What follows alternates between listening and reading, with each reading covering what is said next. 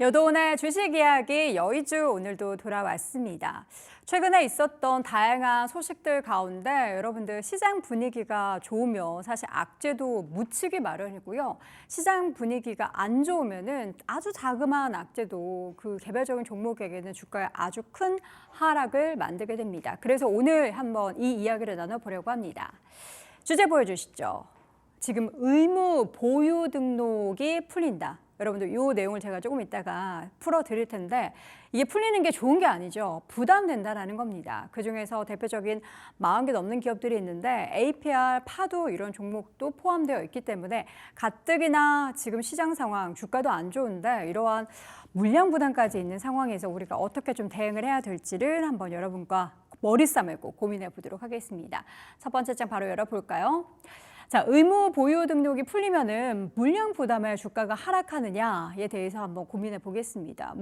APR이나 파도뿐만 아니라 한국재지, 대성하이텍, 국일재지 이런 기업들 41개 기업들의 물량이 좀 풀리게 됩니다. 총 13억 554만여 주인데요. 오는 8월 중에 해제가 될 예정입니다. 정확한 날짜는 나오지 않았지만 8월 중에 해제가 될 예정이고 그래서 그런지 지금 APR 같은 경우에는 역대 최고 매출에도 불구하고 어제 주가가 좀 급락을 보였고요. 파도 같은 경우에는 뻥튀기 상장 의혹 계속해서 수사 중인 가운데 주가는 지지부진하기만 합니다. 그래서 일단은 대표적인 종목들 가운데서 오늘 APR과 파도 한번 보고 의무보유 관련한 이런 물량들이 풀렸을 때 그동안 올랐던 주가가 어떻게 되는지까지 한번 쭉 확인해 보도록 하겠습니다.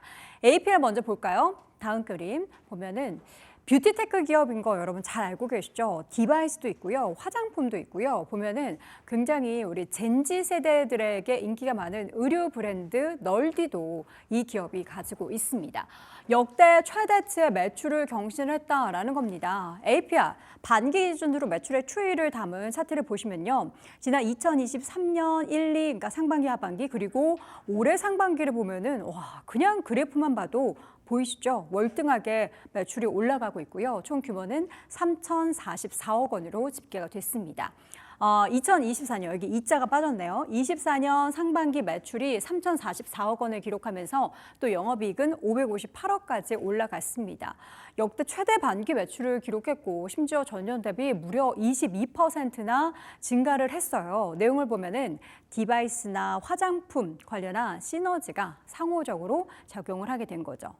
글로벌 소비자에게 굉장한 입소문을 타고 있다고 합니다. 특히 디바이스요. 저도 사실 최근에는 귀찮아서 잘 안 하는데 새로운 뭔가 디바이스가 나와서 나의 피부를 쫀쫀하게 또 이렇게 생기 있고 발랄하게 만들어준다고 하면 저도 모르게 결제를 하고 있는데 이게 미국에서는 SNS 열풍도 그렇고 다양한 플랫폼이죠. 그러니까 거기서뿐만 아니라 아마존 같이 이런 행사를 하게 되면은 관련한 제품들이 불티나게 팔리고 있다고 합니다. 그러면서 이 디바이스 쪽에 있어서만 매출이 1,300억을 넘었다고 합니다. 다음 장 보겠습니다. 이렇게 매출이 잘 나고 있음에도 불구하고 역대급 실적 경신을 하고 또 5대1로 주식 분할을 결정했는데 뭐가 문제일까 싶으면은 패션 쪽이 약간은 좀 지지부진하고 패션 플러스 기타 사업 부분에 있어서의 부진함이 좀 있다라고 합니다. 그런데 매출 구조를 보면은요. 앞서 보여드렸던 디바이스 쪽이 거의 한 40%가 넘고요. 화장품 쪽이 40%가 넘습니다.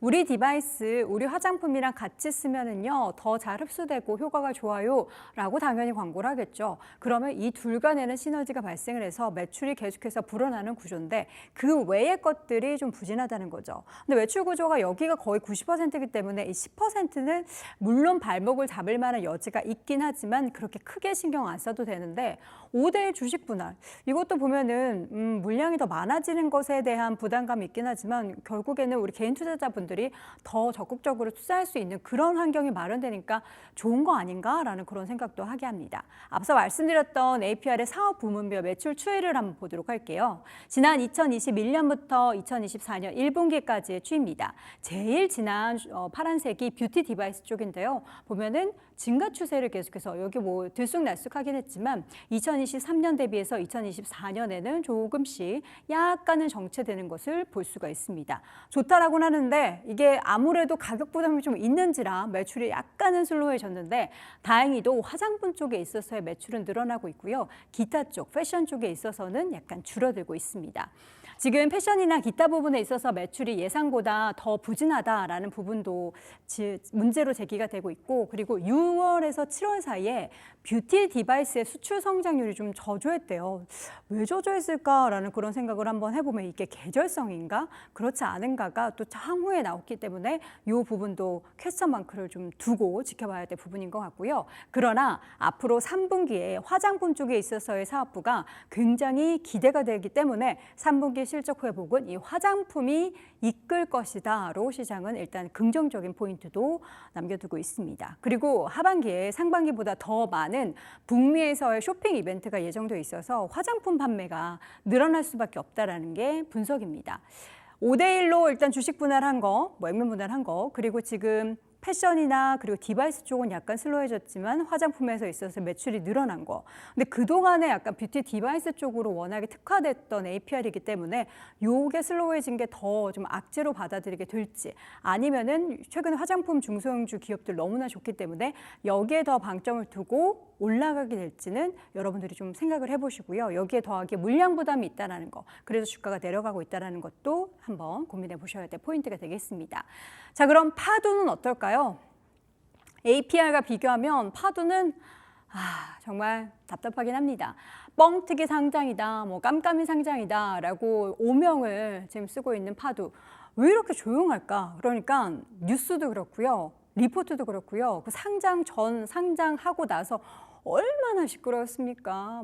파도 하면서 파도 얘기를 정말 많이 했는데 요새는 파도 내용들이 없어요. 그래서 가장 최근에 나왔던 보고서가 6월 25일 NH투자증권에서 나왔던 보고서입니다. 느리지만 회복 중이다. 느리면 안 될 것 같은데, 굉장히 빠르게 회복해야 될 것 같은데, 그렇죠? 1분기 실적이 마이너스였으면 빨리 회복해야 될 것 같은데 아쉽습니다. 단일 고객사 투자 지연으로 인해서 부진한 실적이 나타나고 있고, 그러나 최근에는 신규 수주나 고객사 확보를 위해서 좀 열심히 일을 하고 있다라고는 합니다. 지금 최근에 어제 바로 에이징랜드와의 261억 규모의 계약 소식도 전해졌는데요. 주가는 거의 반영이 안 됐어요. 지금 핵심 고객사로 따지면 삼성전자나 마벨 같은 기업들이 있는데, 마벨은 지금 사업 철수한다라는 얘기도 전해지고 있다고 하죠. 물론 아직까지는 확정은 아니지만 여기 주요 고객사인데 철수하게 되면은 당연히 파도의 매출에는 영향이 있겠죠. 1분기 실적 매출이 전년 대비해서 무려 86% 마이너스를 기록을 했습니다. 2분기에는 당연히 마이너스 폭을 회복을 하겠지만 과연 마이너스에서 탈출을 하게 될지 여부는 아직까지는 미지수입니다. 다음 장 보겠습니다.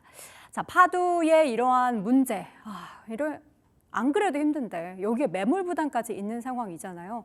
그러면 어떻게 될까요? 여러분들 알고 계실 테지만 다시 한번 정리해드리자면, 의무 보유 등록이라는 거는 일반 투자자를 보호하기 위해서 물량을 묶어두는 거예요. 일정 기간 동안 한국예탁결제원에서 처분을 못하게 제한해 둡니다. 그런데 이제 그 처분을 못하게 제한해 뒀던 주식들을 처분할 수 있게 8월 달에 풀어준다라는 거죠.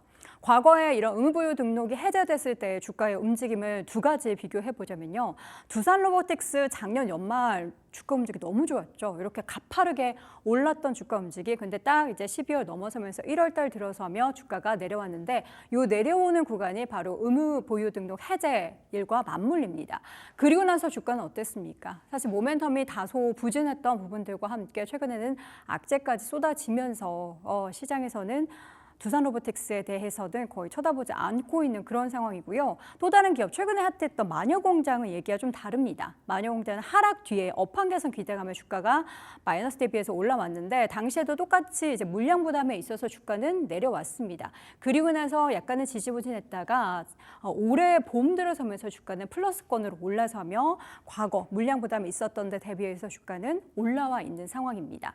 그러니까 가장 중요한 거는 물량 부담 때문에 떨어졌을 때 내가 이 기업을 더 살까 혹은 신규로 접근할까의 문제는 앞으로에 대한 전망, 긍정적인지, 실적 잘 낼 수 있는 기업인지가 중요한 포인트가 되겠죠.